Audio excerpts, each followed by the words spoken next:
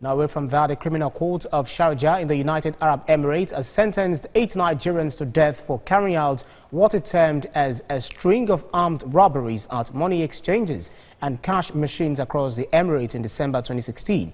Reports say the 9th suspect was, however, sentenced to 6 months imprisonment for possession of stolen money. He would be deported after serving the jail term. The report noted that the 9th suspect denied the charge against him and claimed that one of the suspect's brothers asked him to transfer 60,000 dirham to an account in Nigeria. The court accused the convicted persons of armed robbery, public assault and seizing money by force. Some of the accused were said to have confessed to the crimes, while others denied the charges.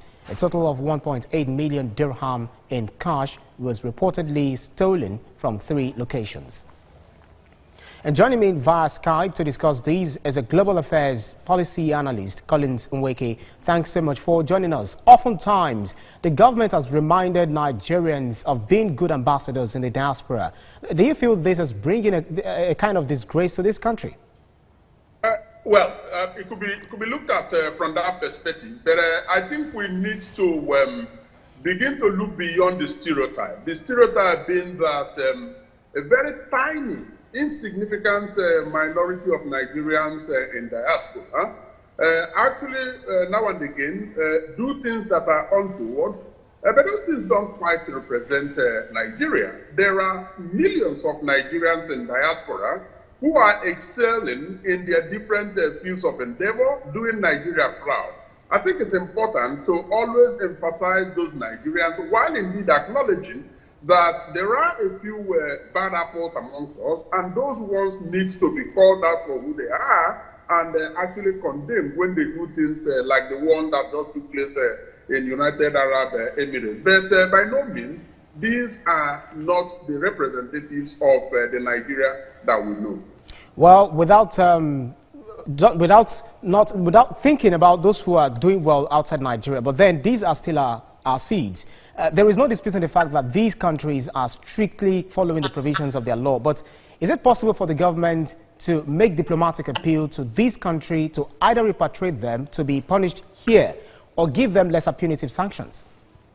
Well, it indeed depends on what the possibilities are. For a start, one would think that getting the death sentence on account of, strings of armed robbery might be a bit too high-handed. Now, it's up to the government of Nigeria indeed to look at the possible leeways within the laws of the United Arab Emirates and see where there are rooms for maneuver in terms of, getting a lighter sentence for them. I do not personally believe in a situation where Nigerians commit crimes abroad and Nigerian government intervenes to the extent of asking the authorities there to repatriate those Nigerians back to Nigeria. No, the crimes were committed in those countries and they need to serve their terms in those countries, where the crimes are committed. But Nigeria, indeed, as a government, can intervene to the extent of, seeking lighter sentences within the laws of the countries where those crimes were committed. Let me know how concerned you are, especially these cases of drug peddling, armed robberies, etc. in foreign countries might lead to these countries becoming hard on Nigerians who are going there. That would be a pity. It would be a pity because let us put things in their right perspective. Nigeria has a population of estimated 200 million, out of which about between 17 and 20 million are based abroad.